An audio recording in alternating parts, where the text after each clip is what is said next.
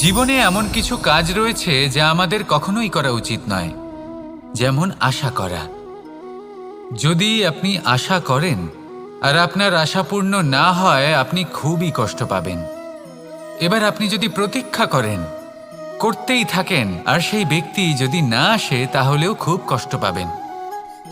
আর হলো তুলনা।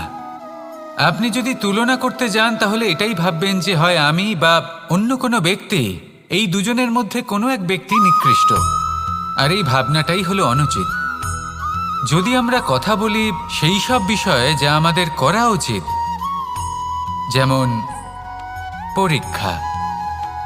এই পরীক্ষা সবসময় আমাদের আরো সফল করে তোলে, আরো শ্রেষ্ঠ করে তোলে, আরো উৎকৃষ্ট করে তোলে। আসন্ন মহাসংগ্রামের জন্য আমাদের প্রস্তুত করে তোলে এই পরীক্ষা। তাই এই পরীক্ষার থেকে কখনোই পালাবেন না, এর সম্মুখীন হন। আর হলো কর্ম। কর্ম করা কখনোই বন্ধ করবেন না। তুলনা করার বদলে কর্ম করুন, প্রতীক্ষা করার বদলে কর্ম করুন, আর আশা করার বদলে কর্মই করুন। জীবন সফল হয়ে যাবে। দেখুন, সবার শেষে সত্যি বলতে এই কর্ম আর এই পরীক্ষা, এই দুই আমাদের জীবনকে সুখী করে তুলতে পারে। আসুন আর আমার সাথে ভালোবেসে বলুন, রাধা রাধা। মানুষ তার জীবনে শিক্ষা এবং প্রেম, এই দুই লাভ করে তার মাতা, পিতা এবং গুরুর কাছ থেকে। কিন্তু মানুষ সবথেকে বেশি ভালোবাসে নিজের মাতাকে, কারণ মাতা খুব নির্মল চিত্তে ভালোবাসে, শান্ত মনে আমাদের অন্তরে শক্তির সঞ্চার করে থাকেন, আমাদের উৎসাহ দেন, বলশালী করে তোলেন। ব্যাপারটা কিন্তু এমন নয় যে আমরা নিজেদের বাবা বা গুরুকে ভালোবাসি না, তাদেরকেও আমরা অত্যন্ত ভালোবাসি, শুধু ওনাদের কঠোর ব্যবহার দেখলে আমরা একটু ভয় পেয়ে যাই।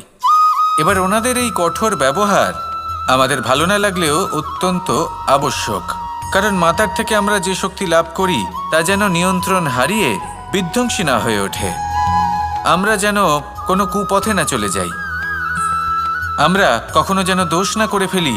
শুধু সেই জন্য পিতা এবং গুরু একটু কঠোর হয়ে ওঠেন, এবং ওনাদের এই কঠোর আচরণ ভবিষ্যতে গিয়ে আমরা অবশ্যই বুঝতে পারি। জীবনে কিছু বছর আমরা এগিয়ে যাই আর তারপর আমরা বুঝতে পারি যে বাবা এবং গুরু আমাদের যথেষ্ট ভালোবাসতেন, কিন্তু ওনাদের ভালোবাসার বহিঃপ্রকাশ আলাদা। প্রয়োজনীয় হলো এটা দেখার, এটা বোঝার যে শুরু থেকে আমাদের প্রতি ওনাদের আচরণ কেমন ছিল।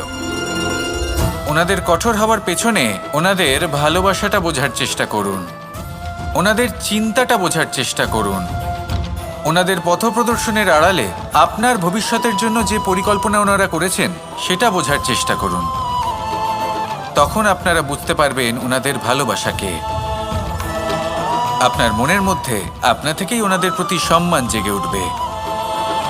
নিজের পিতা এবং নিজের গুরু, এই দুজনের প্রতি কৃতজ্ঞতা প্রকাশ করুন আর আমার সাথে ভালোবেসে বলুন, রাধা রাধা। আমি অনেক সংখ্যক মানুষকে দেখেছি, তাদের কাছে অত্যাধিক জ্ঞান আছে, শিল্প আছে, ধন আছে, কীর্তি আছে, কিন্তু তারা